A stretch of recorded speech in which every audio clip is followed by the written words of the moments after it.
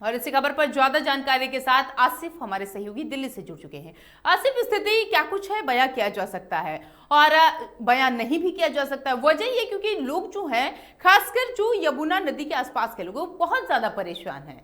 वो उनके जहन में बहुत सारा सवाल है और वही जलस्तर लगातार बढ़ रहा है। मौसम विभाग की तरफ से अलर्ट भी जारी किया गया है। क्या जानकारी है आपके पास?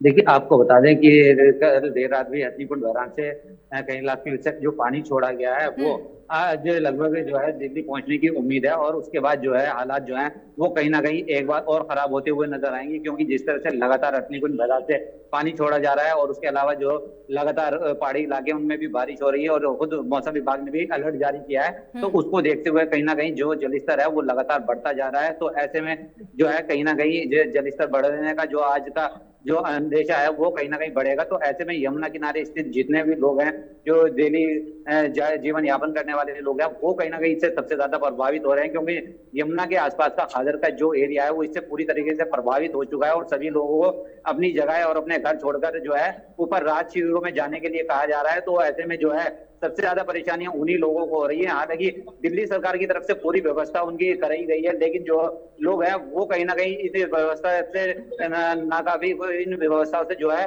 नाखुश दिखाई दे रहे हैं, क्योंकि उनका साफ तौर पर कहना है कि पिछली सरकारों ने जो है बेहतर व्यवस्था दी थी, और लेकिन ये सरकार जो है वो कहीं ना कहीं जो है इस बार पूरी तरीके से तैयारियां नहीं कर पाई है। हालांकि दिल्ली सरकार की तरफ से यमुना किनारे के पुश्ते पे जो है वो टेंट लगवा दिए गए हैं, उनके खाने की व्यवस्था कर दी गई है, वहां पे लाइट और उनके रहने की भी व्यवस्था की गई है। तो ऐसे में जो है दिल्ली सरकार तो पूरी तरीके से तैयार है। और साफ तौर पे कल मुख्यमंत्री रेखा गुप्ता ने भी कहा था कि दिल्ली वासियों को परेशान होने की जरूरत नहीं है, क्योंकि जो बाढ़ का जो पानी है वो कहीं ना कहीं बाहर तक नहीं आ पाएगा। लेकिन उसके विपरीत जो है अब जो जलस्तर जो ऐसे जैसे बढ़ना शुरू हो रहा है वो कहीं ना कहीं लोगों की परेशानी का सबब बनता हुआ नजर आ रहा है। आसिफ, मुख्यमंत्री की अगर बात करें, आप भी जिक्र कर रहे थे, तो उनका ये भी कहना है कि जो निचले इलाके हैं वो यमुना जी का इलाका था, वो पूरा जो एरिया था वो यमुना जी का था, वहां पर लोगों ने जबरदस्ती अपना घर बनाया है।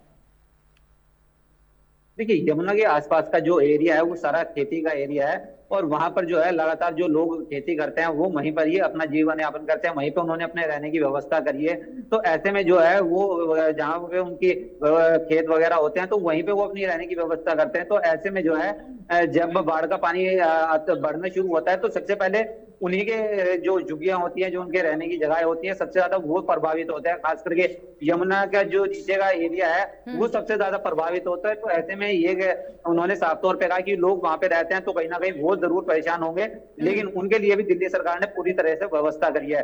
तो खास करके जो यमुना के जो निचले एरिया है, अगर हम दिल्ली की बात करें तो यमुना के जो दिल्ली के आसपास का एरिया है, यमुना खादर है, उस्मानपुर पुश्ता है, मोनेस्ट्री है, यमुना बाजार है, ये सबसे ज्यादा वो एरिया है जो ये थोड़े से ही जल स्तर बढ़ने पे प्रभावित होते हैं, क्योंकि ये वो एरिया है अभी जो आसपास में जो जल स्तर जो बढ़ रहा है वो वहां पर पूरी तरीके से जो पानी है वो मोनेस्ट्री मार्केट में घुस चुका है, यमुना बाजार में घुस चुका है, और वो लोग निचली जगहों को छोड़ के या तो वो राहत शिविर कैंप में पहुंच चुके हैं या वो अपने घरों की छतों पर रहने को मजबूर हो चुके हैं। तो कहीं ना कहीं जो है बाढ़ का जो खतरा है वो अब पूरी तरीके से बढ़ता हुआ नजर आ रहा है। बिल्कुल आसिफ, और लोगों को तमाम समस्याएं हो रही हैं, उनके पास कोई ऑप्शन नहीं, या तो अपने घरों की छतों पर रहें या फिर वो राहत शिविर का शरण लें।